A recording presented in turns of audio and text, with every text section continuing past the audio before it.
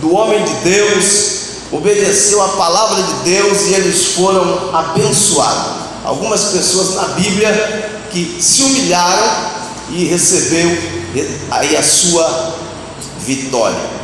A primeira que eu quero falar é de Naamã, um general. O texto está em 2 Reis, capítulo 5, versículo 10. O profeta Eliseu mandou o servo avisar Naamã para ele mergulhar 7 vezes no rio Jordão. O profeta não foi nem receber o general, ele mandou o seu servo entregar uma mensagem para Naamã, o que ele deveria fazer para ser curado da sua lepra. Ele disse: ele deve mergulhar 7 vezes no rio Jordão. E o texto diz que Naamã era um general de guerra. E Naamã ficou indignado com a mensagem que ele recebeu. Ele ficou irritado com aquela mensagem, porque ele não esperava receber aquela mensagem. Ele não esperava receber aquela palavra. Ele ficou irritado com aquela palavra. Irritado primeiro que o profeta nem o recebeu. Ele apenas recebeu uma mensagem do servo do profeta. Então ele já ficou irritado porque o profeta não recebeu e porque o profeta mandou ele mergulhar no rio Jordão 7 vezes. Naamã não queria mostrar as suas feridas, a sua lepra. Ele era leproso, então ele queria esconder aí a sua lepra, ele queria esconder as suas feridas, né? Tem muita gente que serve a Deus e quer esconder as suas feridas, quer manter as suas feridas escondidas. E Naamã era este homem que queria esconder as suas feridas.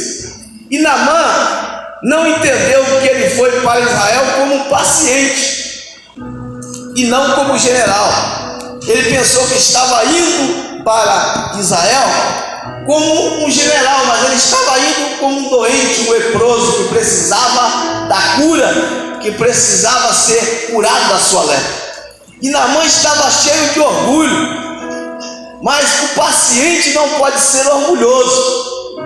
Aquele que vai ser tratado, aquele que vai ser curado, está precisando ser curado, ele não pode ser orgulhoso.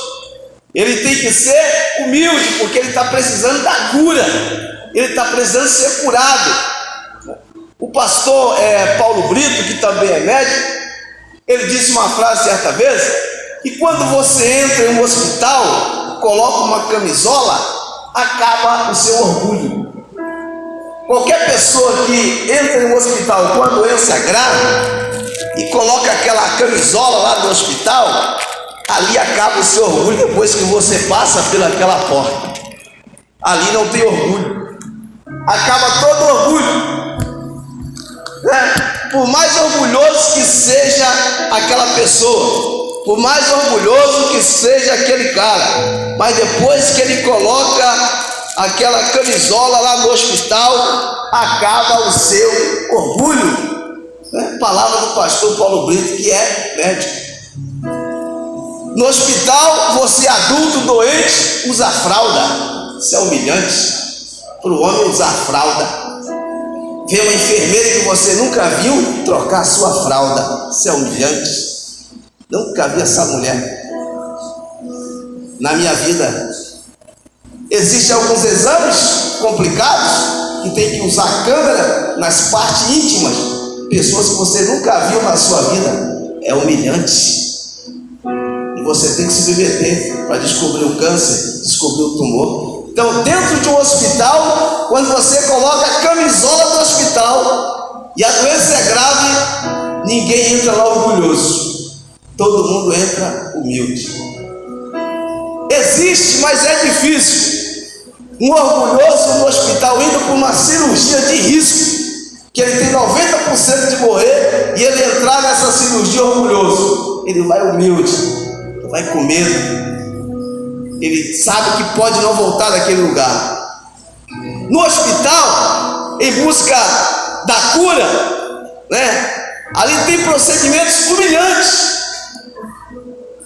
tem coisas que você não gostaria de fazer naquele lugar, mas para encontrar a cura é necessário passar por aquela humilhação. E no hospital, todos que estão ali dentro não têm título, são pacientes. Coloca a camisola, vai lá para a sua área, fica esperando lá a hora dos exames, a hora da cirurgia. Ali não tem título, ali ele é paciente. Está ali na dependência daqueles médicos, daquele hospital e na dependência de Deus. E o general Naamã, voltando para ele, é um paciente orgulhoso. Naamã queria mergulhar nas águas da sua terra, em Abana e Farpar, nos rios da sua terra, na Síria. Ele queria escolher. Ele estava doente, leproso, precisando de cura, e ele queria escolher. Ele queria que as coisas fossem da maneira dele. Ele era paciente, mas estava exigindo. Ele estava leproso, mas ele estava exigindo. Ele precisava ser curado, mas ele estava exigindo. Eu quero mergulhar nas águas da minha terra, na Síria. Eu não quero mergulhar nessas águas barrentas do Jordão. Ele queria escolher. Tem gente que está sendo tratado, precisa ser tratado, e ele quer escolher a maneira que Deus vai fazer na vida dele. Como Deus vai fazer? Não, se for por essa humilhação, eu não faço. Se for dessa maneira, eu não faço. Mas Deus trabalha na minha vida e na sua vida da maneira dele.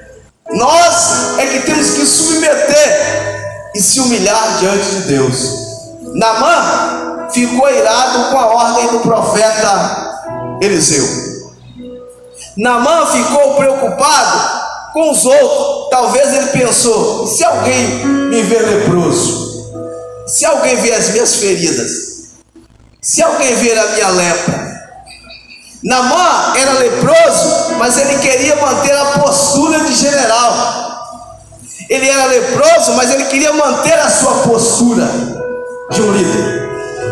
Naamã queria que as coisas acontecessem do jeito dele. O servo de Naamã dá um conselho para ele quando ele queria desistir. Ele disse: meu pai, por isso que é bom estar perto de alguém que possa te dar um conselho, perto de alguém que possa te dar um conselho que pode mudar a sua vida. É bom você estar perto de alguém que possa te dar uma instrução, perto de alguém que possa te ajudar. O servo disse para ele: meu pai, se o profeta te disser alguma grande coisa, porventura não a farias? Quanto mais dizendo-te ele: lava-te e ficarás purificado. O servo de Naamã estava dizendo o seguinte: o profeta está te pedindo tão pouco, o profeta está te pedindo uma coisa tão pequena, e o Senhor não quer obedecer à voz do profeta. Ele teve ali alguém para dar um conselho quando ele estava querendo desistir. Por isso é importante você ter ao seu lado alguém que possa te dar conselhos, bons conselhos, conselho do seu pai, conselho da sua mãe, conselho do pastor, conselho de um amigo, conselho de um obreiro experiente, conselho de alguém que vai te ajudar quando você pensar em desistir. Depois do conselho, Naamã obedeceu o profeta e ele foi curado da sua lepra. Ele mergulhou 7 vezes no Rio Jordão e ele foi purificado, mas ele teve que se humilhar. Ele não queria, mas ele teve que se humilhar. Outro na Bíblia que se humilhou, o rei Ezequias. Isaías 38, verso 1. Deus mandou o profeta Isaías falar com o rei Ezequias para ele colocar sua casa em ordem, porque ele iria morrer. Sua casa precisa estar em ordem. Sua casa não pode ser uma bagunça. Coloque sua casa em ordem, você vai morrer. palavra para ele, deu as costas e foi embora. E no versículo 2 e 3, a Bíblia diz que Ezequias se humilha.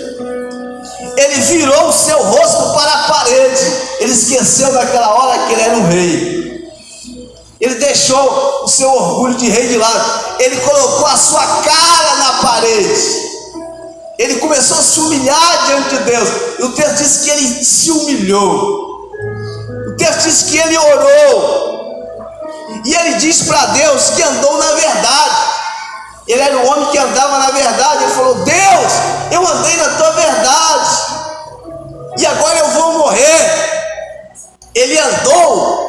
Ele disse que andou com o coração perfeito. Um homem que buscava servir a Deus. E ele chorou muito. O texto diz que ele chorou muito. Olha o que ele faz para ter mais alguns anos de vida. Ele coloca a sua cara na parede. E ele não é qualquer um, ele é um rei. Ele se humilha, ele chora, e ele chora muito. E a Bíblia diz que então Deus mandou o profeta voltar lá. Diz a ele que ele vai viver mais 15 anos de vida.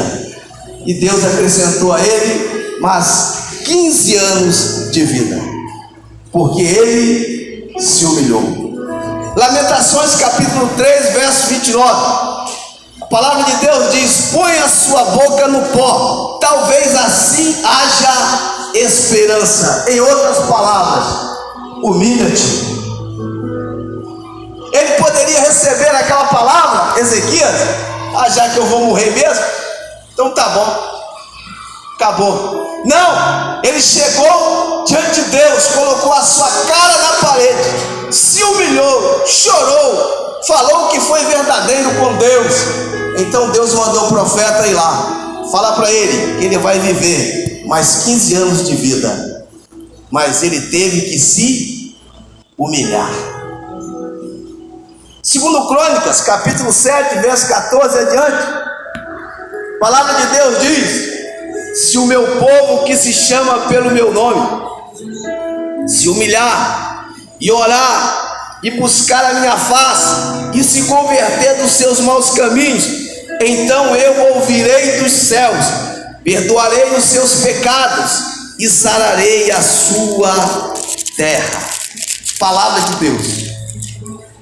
Se eu me humilhar, o texto diz que a minha oração será ouvida. Se eu me humilhar, Deus vai me ouvir do céu. Se eu me humilhar, os meus pecados serão perdoados. Se eu me humilhar, a minha terra, a minha nação, a minha casa será sarada, curada. Mas se eu me humilhar, então se eu estou precisando que Deus responda a minha oração, eu preciso me humilhar. Se eu estou precisando que Deus perdoe os meus pecados, eu preciso me humilhar. Se eu estou precisando que Deus sare a minha terra, eu preciso me humilhar. Se eu estou precisando que Deus sare a minha casa, eu preciso me humilhar, porque Deus pede isso na sua palavra. Você está precisando de justiça? Você também precisa se humilhar. Jesus falou em Lucas capítulo 18, a partir do verso 1. Jesus falou sobre o dever de orar sempre e nunca desfalecer. Jesus falou de um juiz injusto. O juiz era injusto e a viúva precisava de justiça. O juiz não temia Deus nem respeitava os homens. E a viúva precisava de justiça. A viúva foi e disse: faze-me justiça contra o meu adversário.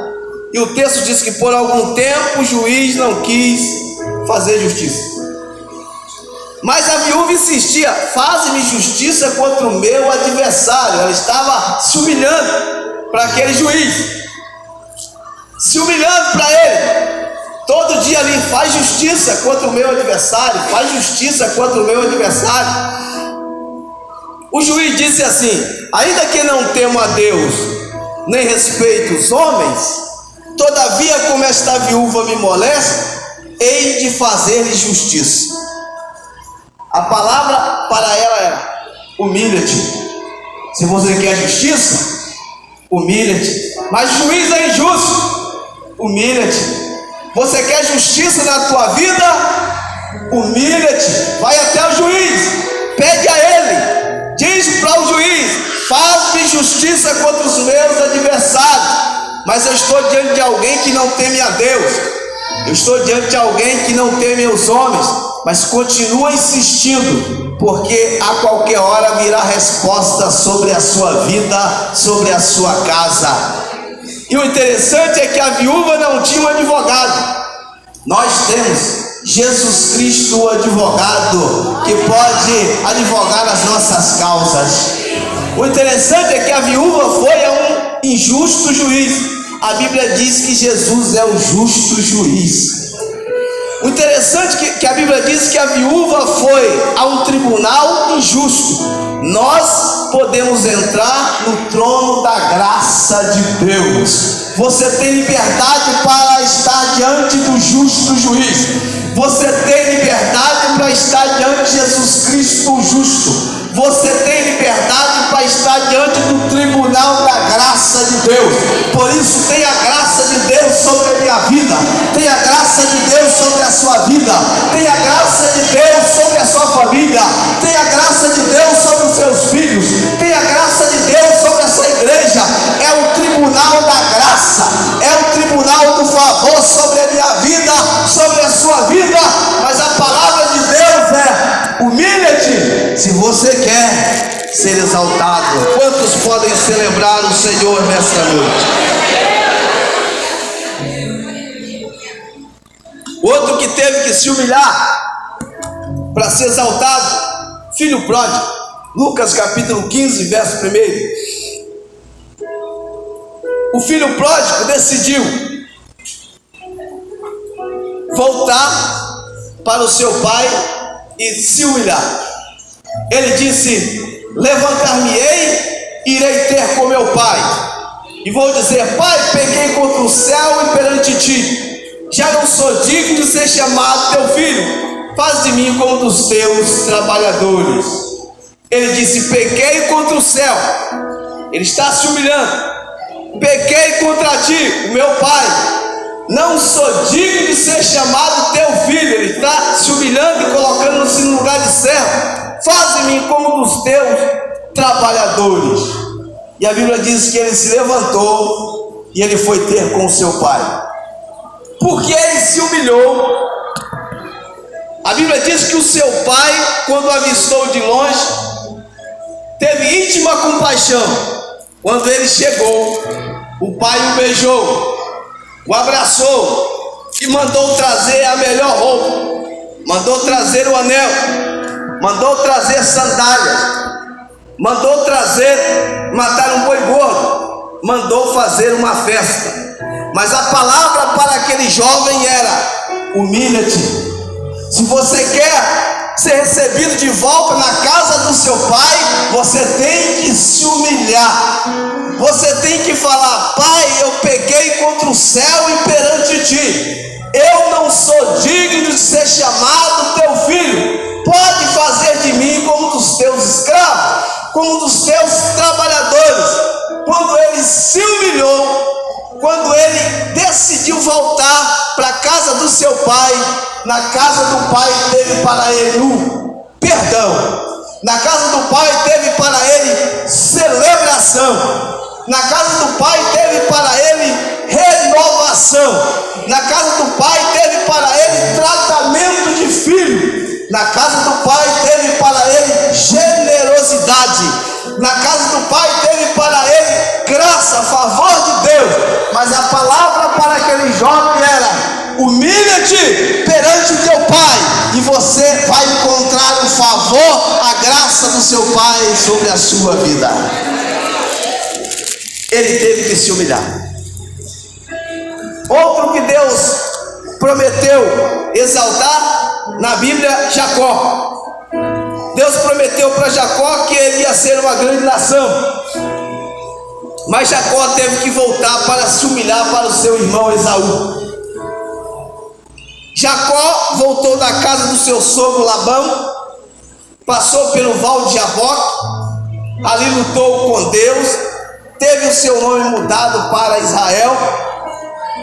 Jacó estava prosperando, mas ele precisava pedir perdão para o seu irmão se humilhar. E o texto diz que Jacó se ajoelhou diante do seu irmão. Ele, quando encontra com seu irmão, ele se ajoelha, ele se humilha.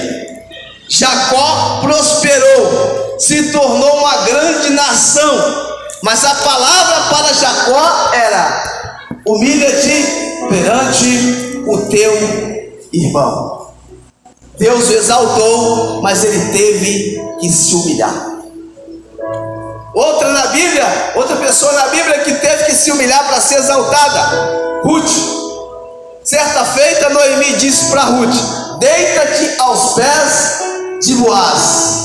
Se fosse hoje em dia, algumas mulheres diziam: eu vou me deitar aos pés de homem? Eu não preciso de homem, posso me virar sozinho. As feministas irão dizer: eu não preciso me deitar aos pés de homem para ser abençoado.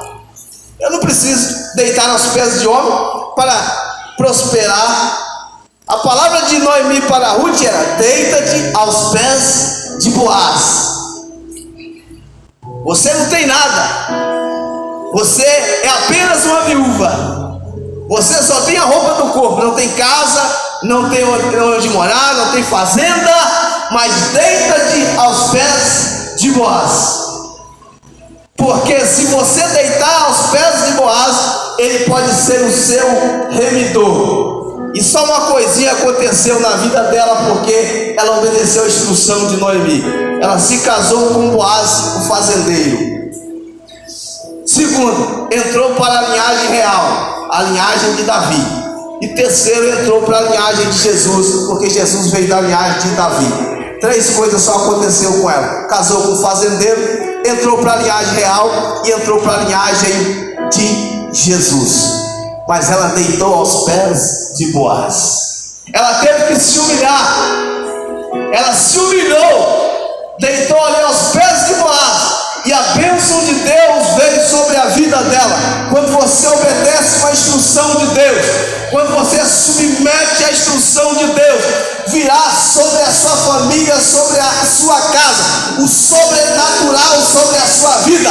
Assim como ela não tinha nada, a não ser a roupa do seu corpo, não tinha uma casa para morar, mas ela se casou com o fazendeiro, porque um dia ela ouviu uma instrução: humilha-te, deita-te aos pés de Boaz. Ela pegou essa palavra e Deus exaltou, fazendo ela casar com o fazendeiro, levando ela para a linhagem real e exaltando ela, colocando ela para entrar para a linhagem de Jesus. Quando você se humilha, quando você submete, vem exaltação de Deus sobre a sua vida, vem exaltação de Deus sobre a sua família, vem exaltação de Deus sobre a sua casa. E Boaz na Bíblia tipifica Jesus, o remidor. Quando você deita aos pés de Jesus, virá sobre a sua vida toda sorte de bênção sobre a sua casa, toda sorte de bênção sobre os seus filhos, toda sorte de bênção sobre o seu futuro. E você não vai entrar, você já entrou para a linhagem de Jesus,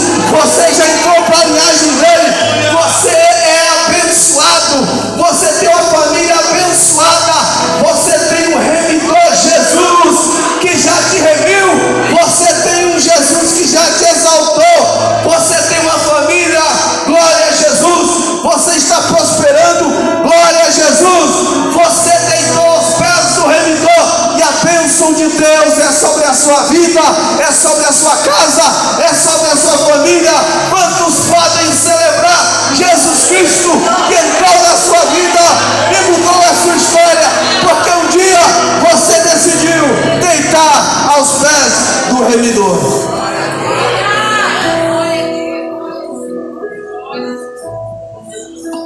Estou caminhando para o final. Jesus disse assim, Mateus 11, 29. Tomai sobre vós o meu jugo e aprendei de mim, que sou manso e humilde de coração, e encontrareis descanso para as vossas almas. Jesus disse: aprendei de mim. Então, se eu quero saber sobre humildade, eu tenho que aprender com Jesus. Ele disse: aprendei de mim, eu sou manso. Ele diz: eu sou humilde de coração, e encontrareis descanso para as vossas almas. Jesus, quando ele entrou em Jerusalém, ele não entrou montado num cavalo, ele entrou montado num jumento. Todo rei, quando entrava em uma cidade, em um lugar, ele entrava no melhor cavalo, ou em uma carruagem real. Era assim que o rei entrava em uma cidade. Está chegando o rei, ele estava no seu cavalo. Está chegando o rei Salomão, ele estava no seu cavalo. Salomão tinha muitos cavalos. Está entrando o rei na cidade, na carruagem. Mas quando Jesus entra em Jerusalém, ele entra montado num jumento. Parece ser um rei estranho, porque todos os reis, quando entram na sua cidade, eles entram com uma carruagem, eles entram no melhor cavalo. Mas Jesus, ele veio montado num jumento. É um rei estranho. Ele não vem em uma carruagem. Então o povo judeu olhava para Jesus e dizia: isso não pode ser o nosso rei montado num jumento? Ninguém vai à guerra montado em jumento. Quando você olha para a guerra, você via sempre os homens montados em cavalos. Cavalos é para a guerra. Ninguém monta em jumento para ir para a guerra. Jumento é lento, o cavalo é forte, corre muito, é rápido. Mas Jesus escolheu o jumento para entrar em Jerusalém. Para ser celebrado, Jesus escolheu o jumento. Para ser chamado de rei, Jesus escolheu o jumento. E ele entra montado no jumento e todo mundo começa a celebrar, exaltar o rei, glorificar o rei. Alguns zombavam, mas outros exaltavam, porque sabia quem Jesus era. E Jesus disse: aprendei de mim. Jesus se humilhou e levou as nossas feridas. Ele está dizendo: aprendei de mim. Jesus se humilhou e carregou uma pesada cruz. Ele está dizendo: aprendei de mim. O rei Herodes zombou dele e colocou a sua capa sobre as costas de Jesus. Disse para ele: agora você é um rei, vou pegar minha capa e colocar nas suas costas. Zombou de Jesus. Em 1 Coríntios 11, 23, Paulo diz algo interessante. O Senhor Jesus, na noite que foi traído, ele tomou o pão. Jesus, na noite que foi traído, ele tomou o pão, o alimento.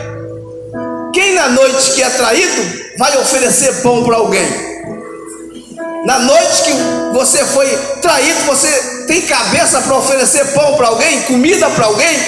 Você tem alimento para dar para alguém na noite que você foi traído? Jesus, na noite que foi traído, ele pegou pão, ele pegou alimento. Ele disse para o seu discípulo: eu tenho aqui para vocês pão, alimento, na noite que foi traído. Então eu posso aprender com Jesus.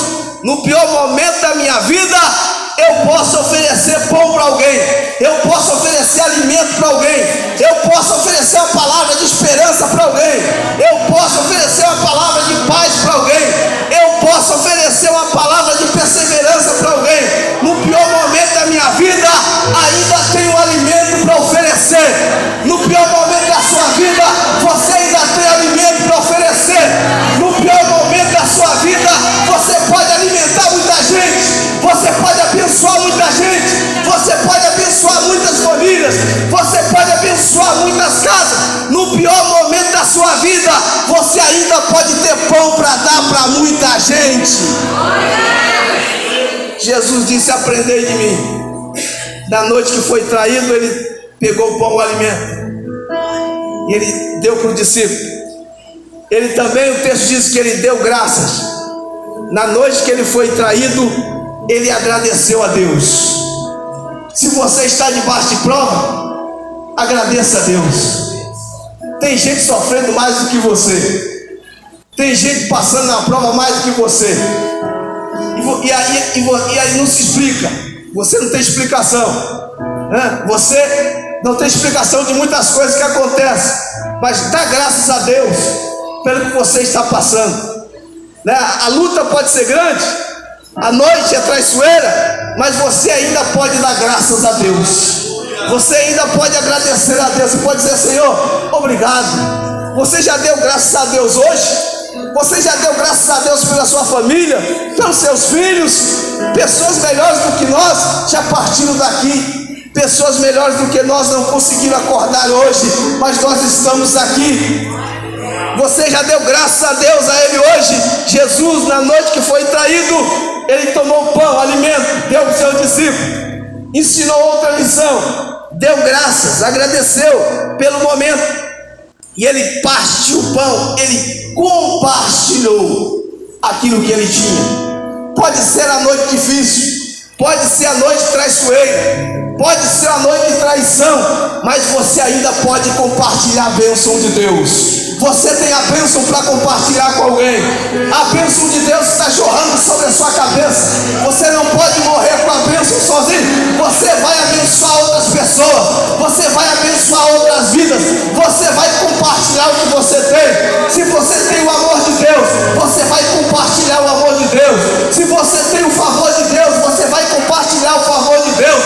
Se você tem a graça de Deus sobre a sua vida, você vai compartilhar com os outros aquilo que você tem. Você não pode ficar com isso sozinho para você. Jesus pegou o pão e Ele compartilhou o pão com seus discípulos.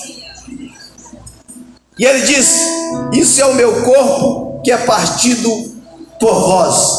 Na noite que foi traído, Ele partiu, Ele compartilhou com seus discípulos na pior noite da sua vida. E Ele disse: fazer isto em memória de mim. Isso vai ser um memorial. Isso não vai terminar aqui. E é tão importante que Ele mesmo disse que um dia nós vamos sentar na mesa com Abraão, Isaac e Jacó, lá no céu, na eternidade. Ele estava dizendo o seguinte: ó, fazer isto em memória de mim. Isso não vai terminar aqui. Isso não vai acabar aqui. Isso vai continuar lá na eternidade. Fazer isso em memória de mim. Então hoje você está celebrando a Deus. Isso não vai acabar aqui. Você hoje exalta a Deus, serve a Ele. Isso não vai acabar aqui. Há uma promessa para a minha vida, há uma promessa para a sua vida que não vai ficar aqui na terra. Nós aqui na terra buscamos as bênçãos da terra, as promessas da terra. Nós buscamos, é importante, mas existe uma bênção maior sobre a minha vida e sobre a sua vida. É você ter o seu nome escrito no livro da vida. Os discípulos voltaram maravilhados, dizendo: olha, nós limpamos os leprosos, nós chegamos lá, nós curamos os enfermos, nós expulsamos os demônios. Puxa vida, em teu nome. Jesus disse: olha, vocês devem se alegrar primeiro, antes, por ter o nome de vocês escrito no livro da vida, porque não vai acabar aqui, vai continuar uma vez mais, outra vez mais, para sempre. Isso será um memorial, não termina aqui. Humilha-te, porque há esperança para a tua vida. Concluindo, Paulo falando de Jesus, Filipenses 2, 9 ao 11. Paulo diz assim: pelo que Deus o exaltou soberanamente e lhe deu nome acima de todo nome, para que ao nome de Jesus se dobre todo o joelho dos que estão no céu, na terra e debaixo da terra, e toda língua confesse que Jesus Cristo é o Senhor, para a glória de Deus Pai. Então toda língua vai ter que confessar que Jesus Cristo é o Senhor. A humilhação que Jesus fez valeu a pena, porque Paulo diz que Deus exaltou soberanamente, e não apenas isso, deu um nome acima de todo nome, para que ao nome de Jesus, se dobre todo joelho. Todo joelho tem que se dobrar diante de Jesus. Naquele grande dia, todo joelho vai ter que se dobrar diante de Jesus. Naquele grande dia, todas as nações vão ter que dobrar diante de Jesus, porque um dia ele se humilhou, mas Deus o exaltou e deu um nome acima de todo nome. Então nós exaltamos esse nome, o nome que é digno de ser exaltado, celebrado, glorificado, o nome de Jesus na minha vida e na sua vida, que mudou a nossa sorte, aquele que se humilhou, se entregou por nós, mas ao terceiro dia ressuscitou. Quantos podem celebrar o nome de Jesus? Quantos podem glorificar o nome de Jesus? Se coloque de pé.